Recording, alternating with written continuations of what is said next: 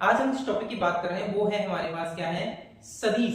सदिश का मतलब वेक्टर। हम पहुंच चुके हैं वेक्टर में। वेक्टर से आपको पता है कि first grade second grade MSc entrance हो बीएससी हो, इनमें बहुत सारे क्वेश्चन पूछे जाते हैं और भर भर के क्वेश्चन पूछे जाते हैं। कई बार तो एक ही एग्जाम में कम से कम 10 से 15 क्वेश्चन तो पूछे गए हैं केवल एक ही टॉपिक से, वेक्टर से। तो इस तरीके के जो क्वेश्चन होते हैं वो क्या करते हैं, हमारा सिलेक्शन या तो करवा देते हैं या हमारा रोक देते हैं। तो हमें क्या करना है, इस बार सिलेक्शन लेना है। तो सिलेक्शन के लिए हमको क्या करना होगा, one by one stage by stage हमको चलना होगा।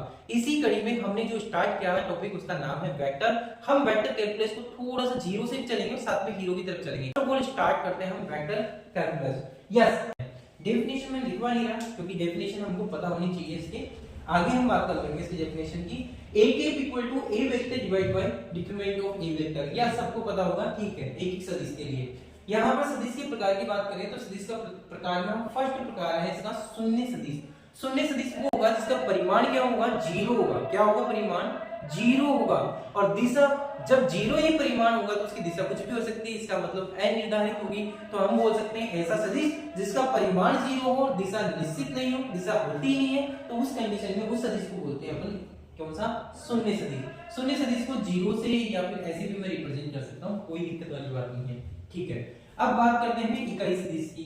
इकाई सदिश का मतलब हो गया कौन सा एलिमेंट हो गया हमारे पास, इकाई सदिश, है ना। इकाई सदिश का मतलब एक जिसका परिमाण क्या मिले हमको, 1 मिले।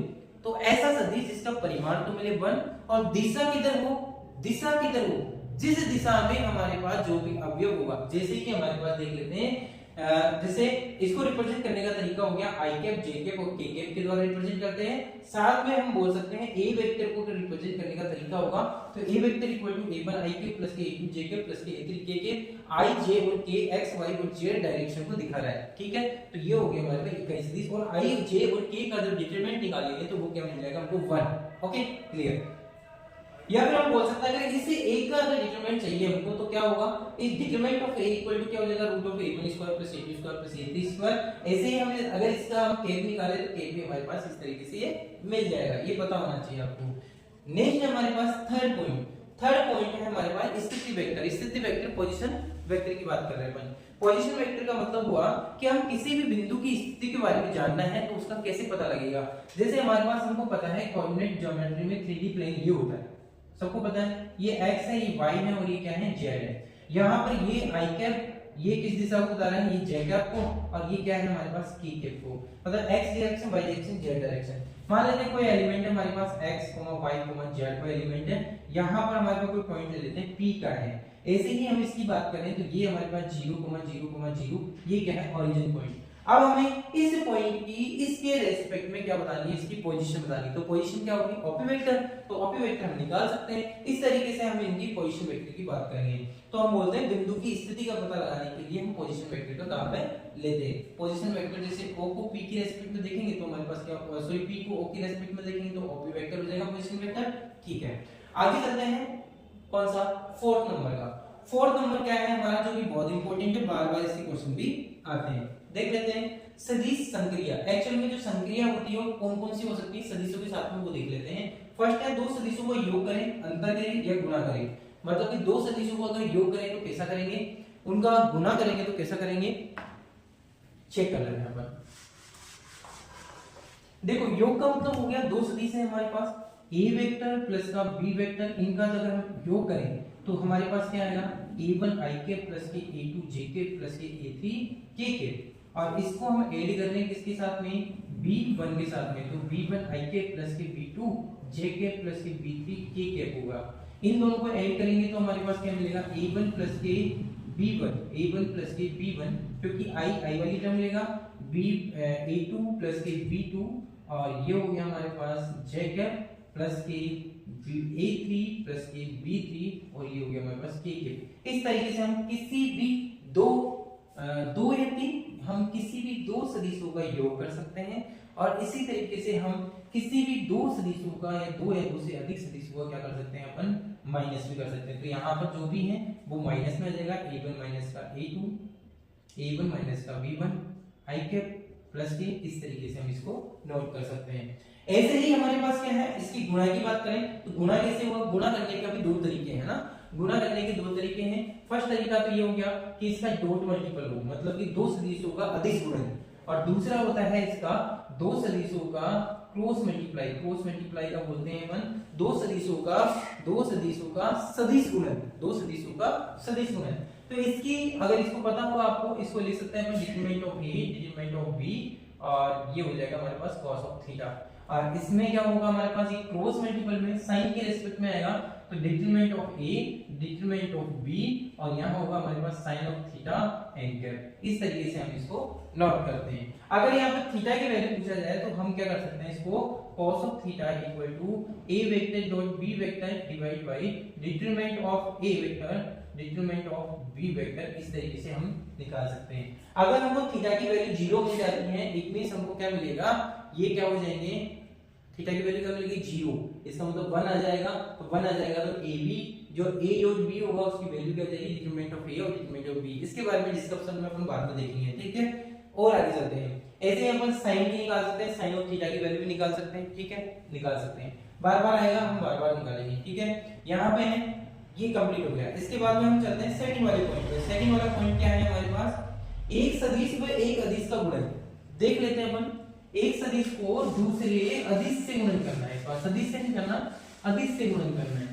तो अदिश क्या ले लेते हैं, सपोज दैट हम यहाँ ले लेते हैं कि लैम्डा कोई अदिश है जो बिलोंग्स टू R से है, तो lambda of a vector is equal to lambda into a1 i के प्लस के लैम्डा ऑफ a2 j के प्लस के लैम्डा ऑफ a3 k के। इस तरीके से हम लिख सकते हैं इसको। अब प्रॉब्लम ये नहीं है कि इस लैम्डा को हम इससे मल्टीप्लाई किया तो काम हो गया, लेकिन कई बार क्या है स्टेटमेंट में ऐसे क्वेश्चन पूछ लिए जाते हैं इसी से, क्योंकि मैंने इंपॉर्टेंट बताया इसको, इससे कैसे क्वेश्चन पूछा गया वो देख लेते हैं। अगर मान लो लैम्डा ग्रेटर देन 1 है तो क्या होगा, लैम्डा की वैल्यू अगर मान लेते हैं हम 0 से 1 के बीच में हो, या फिर हम बोल दें कि लैम्डा की जो वैल्यू हो वो क्या हो -1 से लेके 0 के बीच में हो, या लास्ट में हम लें लैम्डा की जो वैल्यू है वो क्या हो -1 से भी छोटी हो, लैम्डा की वैल्यू -1 से भी क्या हो छोटी हो। इस तरीके से अगर वैल्यू हो तो इस पर क्या क्या इफेक्ट पड़ेगा वो पता होना चाहिए। स्टेटमेंट में कई बार क्वेश्चन आया हुआ है तो उसका ध्यान रखना है। देखो यहाँ लैम्डा इज ग्रेटर देन 1 है, इसका मतलब लैम्डा की वैल्यू 1 से क्या आनी चाहिए, बड़ी आनी चाहिए। तो लैम्डा की वैल्यू बड़ी आएगी तो इसका मतलब लैम्डा ऑफ a वेक्टर को जब हम करेंगे सॉल्व तो इसका जो डिटरमिनेंट आएगा वो क्या होगा, a वेक्टर के जो डिटरमिनेंट होगा उससे क्या होगा, बड़ा होगा।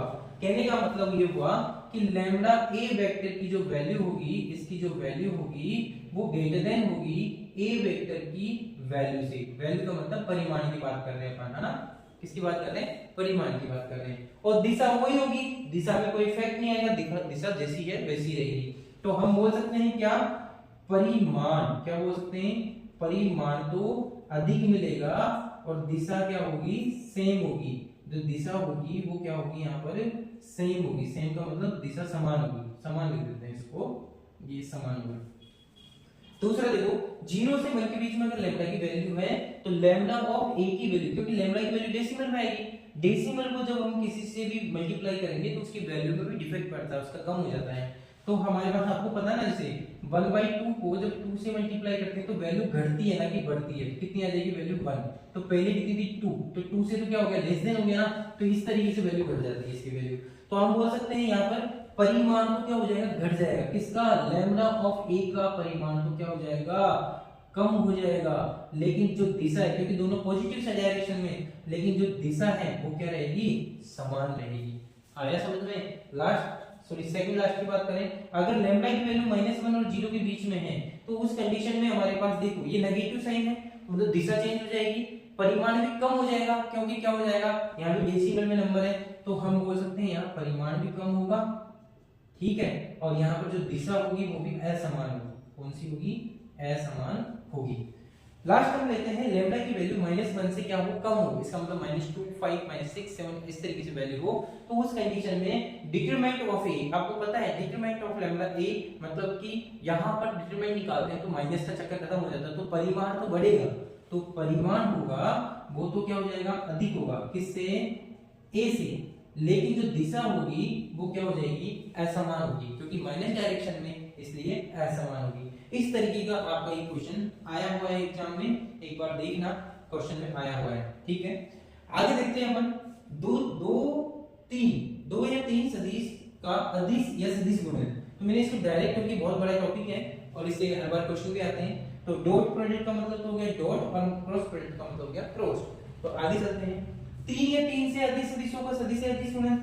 अब तीन या तीन से अधिक जैसे a cross b cross c cross d cross e इस तरीके से, या फिर क्रॉस प्रोडक्ट और डॉट प्रोडक्ट दोनों, समझ रहे हो आप? इस तरीके के क्वेश्चन आपको दिखाई देंगे। अभी रुकिए आप, लास्ट में लेते हैं दो सदिश संरेखीय होंगे। अब ये संरेखीय होंगे, इससे क्वेश्चन हर बार एग्जाम में आता है, हर बार, किसी से आए नहीं है।